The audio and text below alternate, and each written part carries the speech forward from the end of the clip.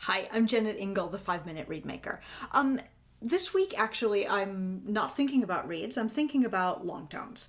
And I had put a post out this past week about a student who played her slow movement for me so beautifully, so effortlessly, with such flowing grace.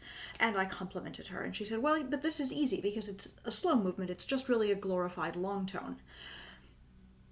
And my observation is, wait, isn't everything a glorified long tone? The whole point of playing the oboe, everything we do, is about putting notes on the air and building them beautifully there. So I thought I would just come in and offer a quick demonstration of this concept, or of my idea around this for you today. Okay, so this Bach piece is one that I'm preparing for rehearsal tonight, and it goes by very fast, and it's got a lot of notes. So if I were just dealing with this in a like note by note kind of way, it might feel like a lot of work, and it might sound like this.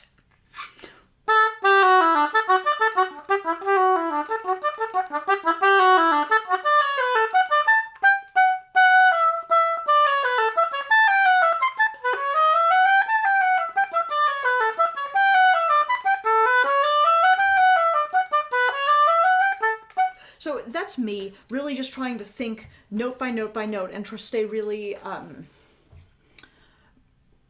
present to the demands of each note. And it doesn't feel fun, and it doesn't feel easy to me, actually. It feels a little tenuous, as though any minute the next note could get missed, and because I care about each individual note, that missing a note would feel like a personal failure on my part. And it feels like a little stuck and a little tense inside my body. But if instead I can sort of look at this and zoom out and maybe like squint a little, like you do for those magic eye pictures where you're trying to break through and see the image inside the image, it looks to me like an 8-bar phrase, and then another like 6 bars, and then there's a sequence, and then there's a cadence. And that's actually something that's very simple for me to do with my air. I know how to do that.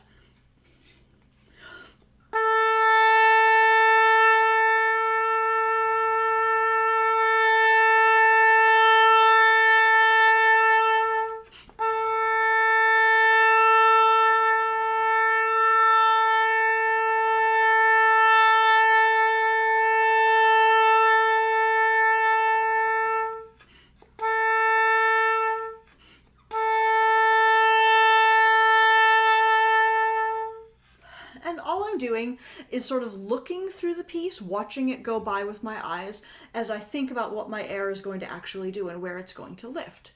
And maybe my next version might be a little bit more, I'm going to add more notes, but I'm going to still keep this in the realm of very, very simple. So I'm just going to play the skeleton of this opening lick, and I'm going to do it with attention to the connection on the air and the smoothness and the phrase structure on the air. So that might sound like this.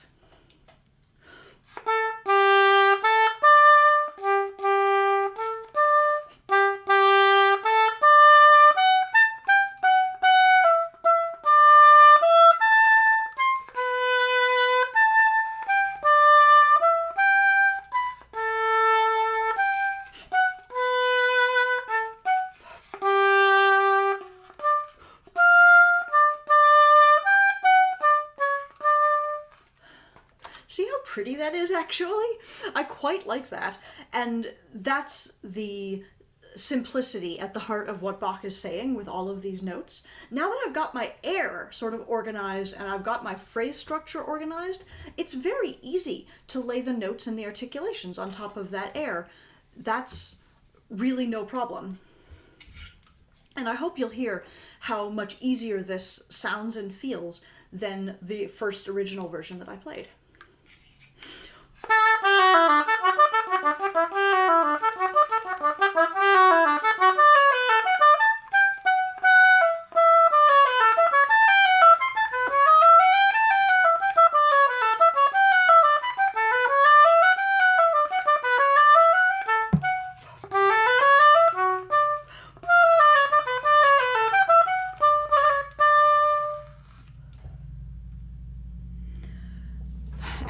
this is what feels like the magic of allowing all of my music to really be no more complex than a long tone. My air, my supported air that delivers the phrase, doesn't have to know anything about what my fingers are doing or what my tongue is doing.